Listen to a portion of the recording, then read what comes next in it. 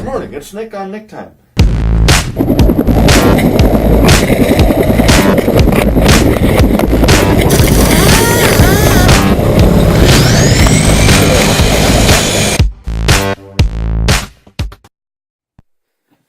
Okay, hello. Today I want to show you how to take apart these carbs I pulled off the Suzuki GS400, 1985. I think this is a Mikuni BS34. Could be wrong, but I'm going to go with that for now. Okay, so first thing, make sure you got exactly the right bits when you're pulling off these screws. So we'll start here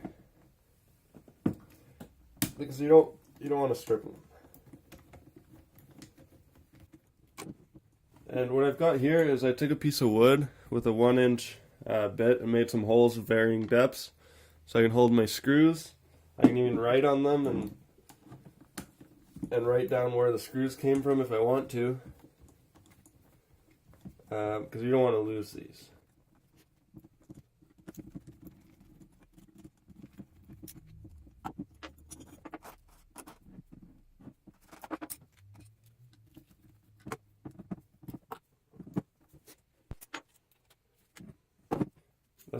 That's just asking for trouble.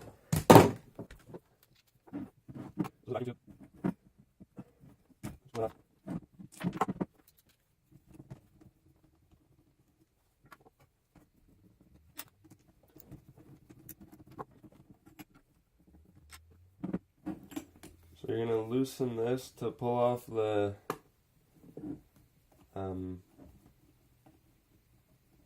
this is the choke plunger assembly type deal. How do you do this again? Oh yeah, don't lose those set screws. You don't even have to pull them out all the way. Just loosen them off. And then remember this order. So you've got this little hook, and then you've got the spring, and then you've got this little routing for your choke cable, because then you pull this rod out, and if you want, what I do is I just put it back together in order so that you don't forget the order they came off. Although really it won't work if you don't have it in the right order. And then you can tighten these set screws back on a little bit so that you don't lose those either. So that side.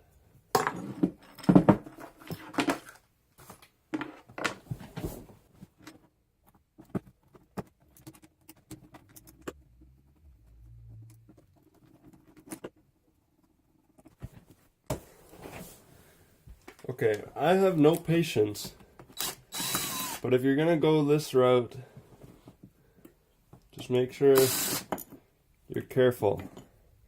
This is your idle screw adjuster. Write that down, idle. Okay, and now, yeah, now you just pull them apart.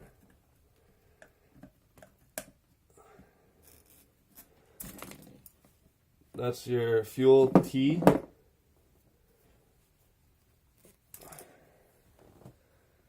That guy just comes off. And then there's your overflow tubes. Come off, set those aside. Check to make sure that they're still pliable, especially your fuel line. If you're redoing your carbs, you might as well get some more of this. You know, it's like $2 for some, I think it's 3/8 inside diameter, I think.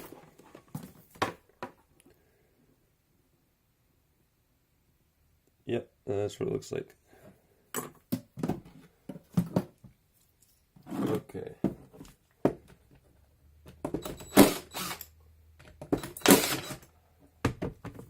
And yeah, impact, sometimes you need the impact.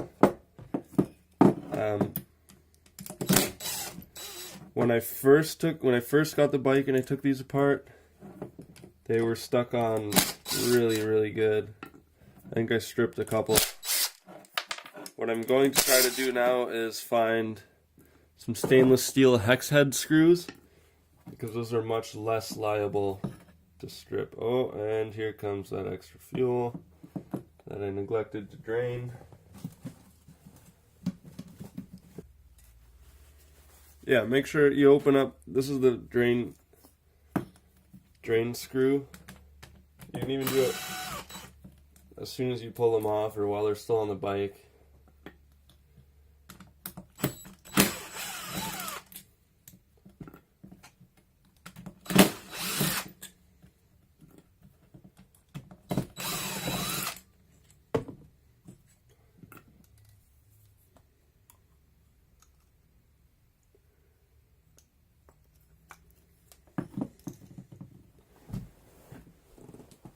Yeah, see, there's still a little bit of fuel in my float bolt there. Like that before I forget.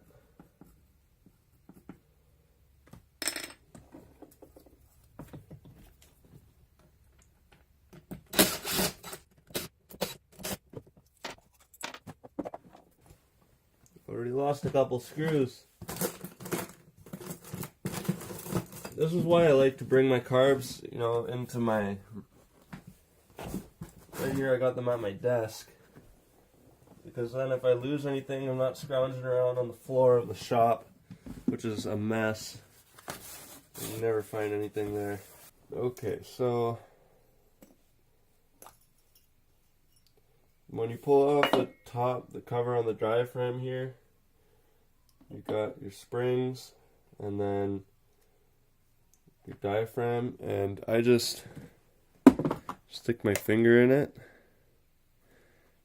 and it might be sealed around the edges, so you don't want to break this. Very expensive. So very carefully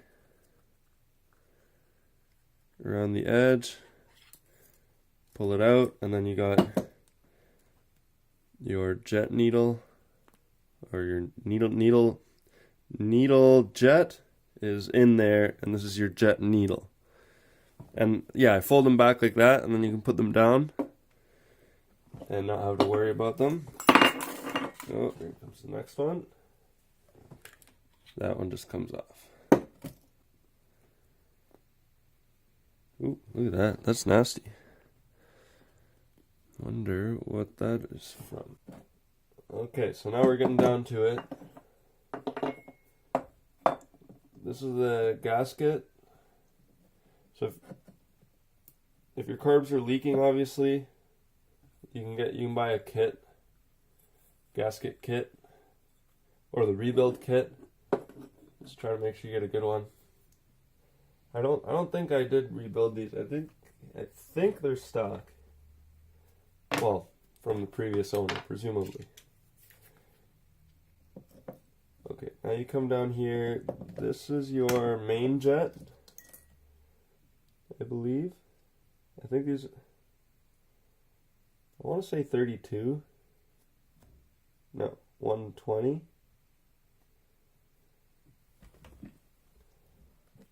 And you saw that washer that fell out? That goes with the main jet.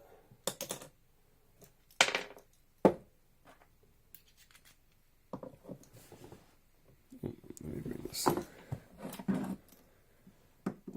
And make sure with all these jets that your bits fit nicely, because if they're tight and you don't have a good fit, then it's going to strip.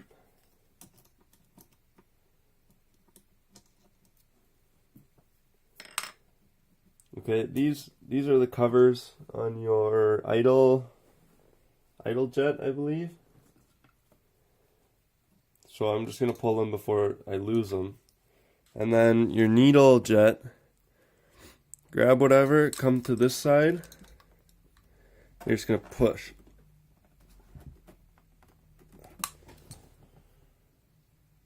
Oh, no you're not. You're going to push from this side, I think. Yeah.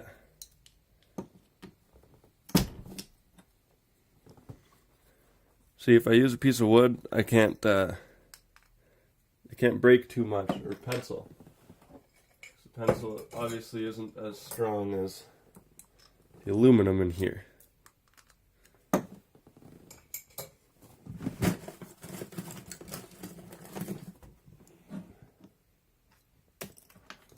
seems sort of stuck.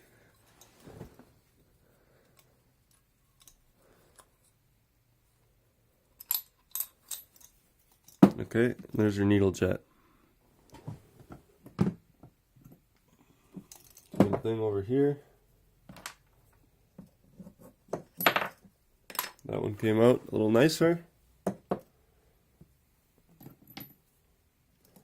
And now your floats,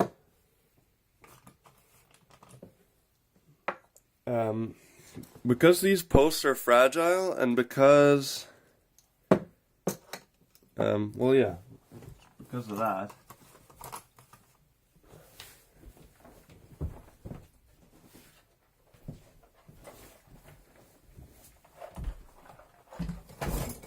That's why I grab a little, just grab a little socket that fits. Support that post. Make sure you're on the side, right? There's a big side and a little side. Make sure you're on the right side. And then see if you can't just push it out.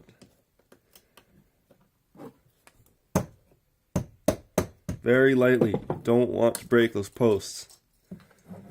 Okay, that slides out. And carefully slide out your floats. This is the adjuster you use if you need to adjust your float height. Set that aside. And now in here, I'm just going to pull that. This is your float valve, I think. Yeah. Your float needle or something like that. Float needle jet. Yeah. So this screw comes off there by an O-ring.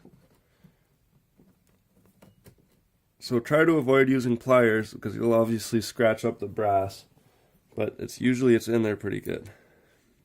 There's your float needle, and if you look at the end of it, see how it looks a little worn? If it's not a triangle anymore on the end of it, that's when you want to get some new float needles. Because what this does, it goes down in here. There's a little spring. It's spring loaded on the end. Make sure that spring function works. Because your floats, right, they'll go up or they'll come down and open or close this valve. Which is what allows your floats to fill up with gas. So if you're not getting gas, you might have an issue there. I might just have to get pliers. Let's do this one. Oops, see, I almost did it on the wrong side. Some people say not even to do this. This is too risky. You might break a post. But really, I don't see another way.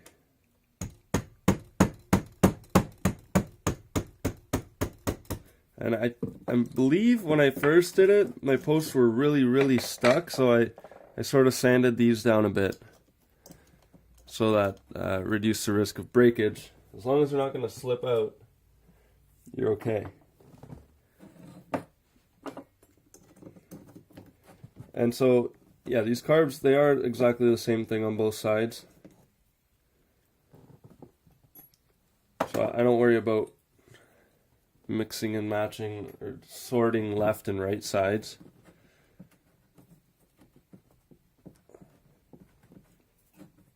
Man, that's tight. Okay, I'll show you everything else. So in here, that's your idle jet, I think. And you're going to want to get a screwdriver that fits in there really good. Okay, so what I've got here is some slip joint pliers, and I electrical tape the ends so they won't scratch the brass.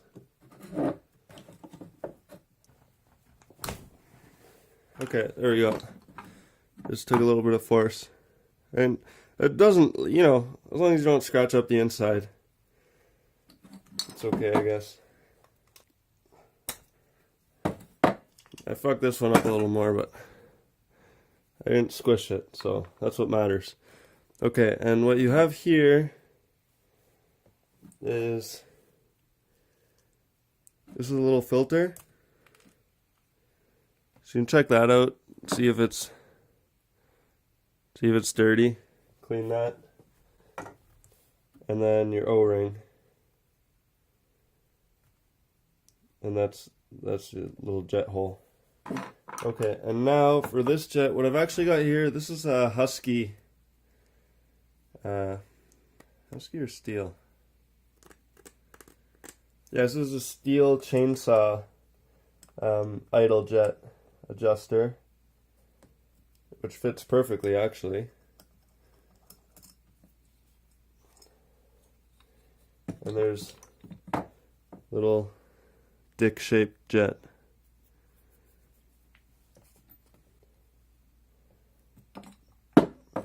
Next one.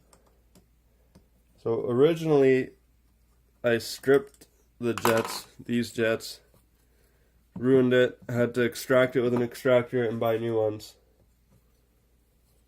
And now you've got, I think this is has to do with the idle.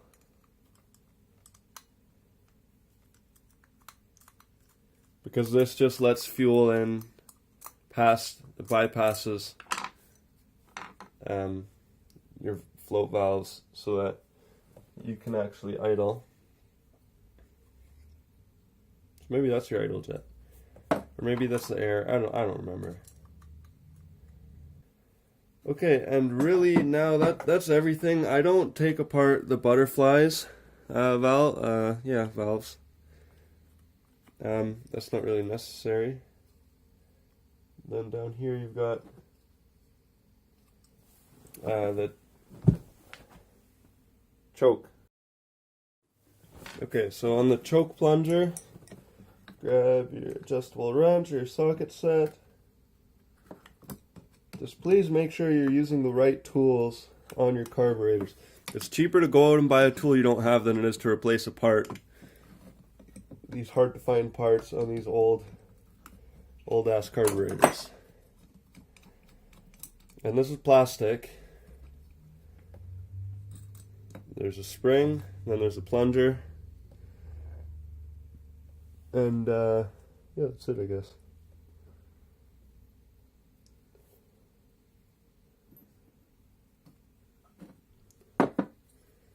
The other one is the same deal.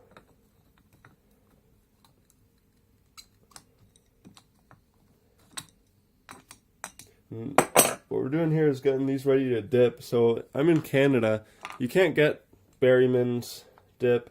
It's illegal to bring it across the border, even if I went down to the States. Because apparently, I don't know, we're trying to save the environment or something. I tried lots of other stuff. What I've discovered is Pine Sol. Pine Sol works really good. You might have to leave your stuff in for 48 hours instead of 24.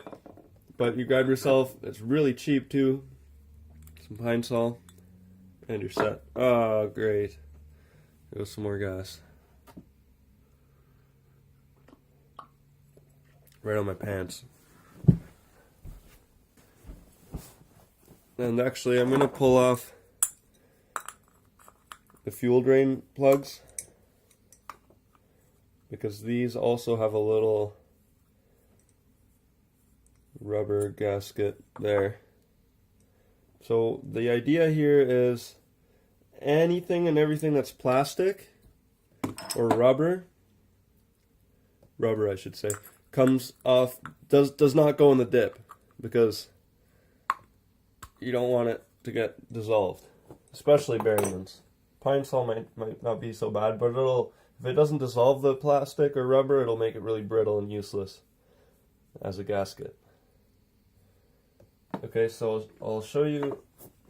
These are all the components that are going to go into my dip. Give me the covers, the bowls, double check everything's out of here. So usually I think the deal is you don't really want to put brass into the dip. See how that's dirty? Just to get an idea of what it's not that dirty, but there's some residue in there. So then you can see what it looks like once it comes out of the dip. I also put my screws in there, even though I'm going to go out and try to get all new hardware. Your springs don't really need to go in. Well, maybe I will. They actually look, well, no, because these aren't even exposed to fuel technically, so they should be okay. And then while I'm here, I'll show you how to take apart the diaphragm and to get your jet needle out.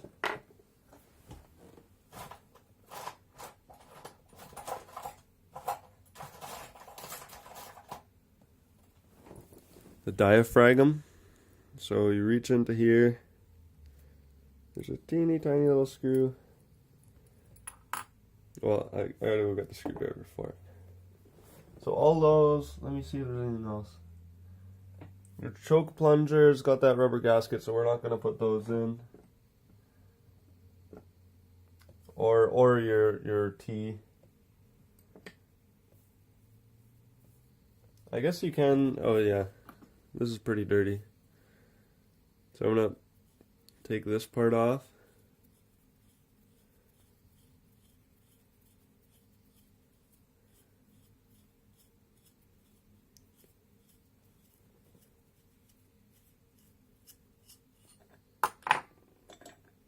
Don't lose that spring, and then this is a little grommet.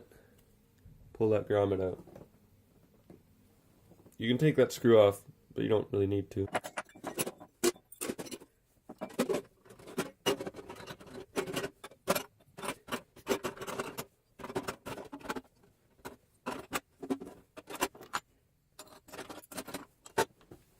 So anything that looks dirty, you put it in here, it's going to come out looking nice and shiny, so even these. And I got some regular old pine saw. Oh man, this stuff smells good. And you can reuse it too. Because it's not as sort of abrasive as, say, Berrymans carb dip, I'm going to go for 48 hours instead of 24 hours. Looks like I'll need another bottle. Got one of the little bottles. Yeah, so hang on to these, and you can just put it back in there once you're done. I'm gonna go to the store, get some more pine saw. Okay, now I said I was gonna show you how to do this. So grab a screwdriver that fits correctly down in here.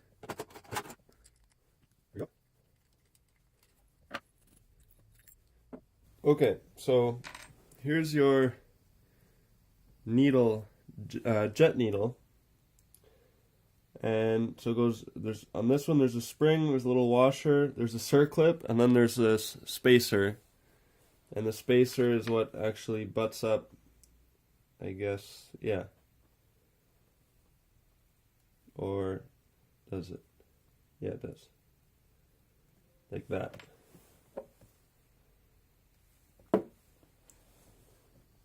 In the middle there, or this way I guess, and keeps it in place. So if you want to adjust it, you can add washers, but this is why there's, I don't know if you can see, the circlip and those little rings there. So I believe the default setting is the middle. Now if you lower this circlip, what's going to happen is it's closer to here, so it won't stick out as far. So I'm exaggerating, but it won't stick out as far, which means it won't fill in the hole in your jet, in your needle jet, and it'll allow more fuel to come through. And the needle jet controls it's from 1/8 or 1/4 to 3/4 of your throttle band. So if you're running rich in between 1/4 and 3/4 of your throttle band, then you're going to want to move your circlip up, which will push the needle down into the needle jet. It'll reduce the fuel flow for that band, and that should fix that. Now, if you're running lean, what you want to do is move it down, pull this back, increase your fuel getting into the mixture. And that's what I'm going to do because I have been running lean. Bike's been running super hot, or it was when I was last riding it. You'd always rather run rich than lean. If you run rich, you're gonna foul out, you're gonna get a little bit of carbon buildup. But nothing you can't fix really. If you're running lean, then everything gets really hot, and that's when components start to fail. Because there's too much air, too little fuel. And that's what was happening. My bike was just getting way too hot. So I've lost these circlips multiple times. It's a huge pain in the ass. So I had it on the middle one. I'm going to go up to the second from the top. And just to try that out. Now you can also do these adjustments without taking your carbs off your bike. All you do is you take off the top cover on the diaphragm cover, because that's the top of your carb. You pull out your diaphragms, you can change your needle settings, and then you should be fine after that. And also while you're here, so this needle, 5D69, just check that it's, round, it's not gouged, the end has still got a little point on it. Just check for damage, right? And make sure you got everything back on there in the right order. So the washer, spring, your nylon spacer. You drop that down into the hole in the center there. My spacer fell off, so I'm just going to hold it down in place there. Push my spacer back in. Then this is sort of a pain because the diameter is really exact, so you gotta slide it in there, sort of negotiate around. And grab your screwdriver.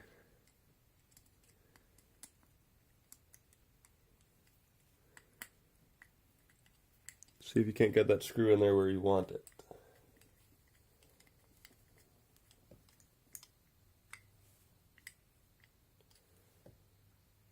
And there we go. And now you should have a little bit of play in here, because that's where your spring is.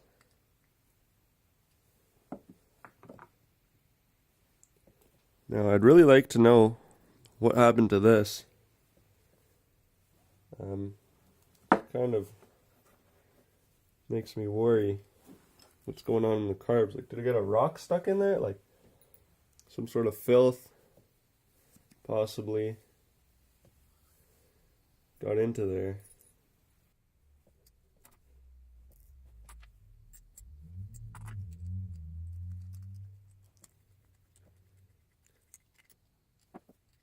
Make sure those are snug. I'm not going to get loose on a shaky bike. And now this hole, you'll see there's two holes here, and you're going to say, hey, am I missing a screw?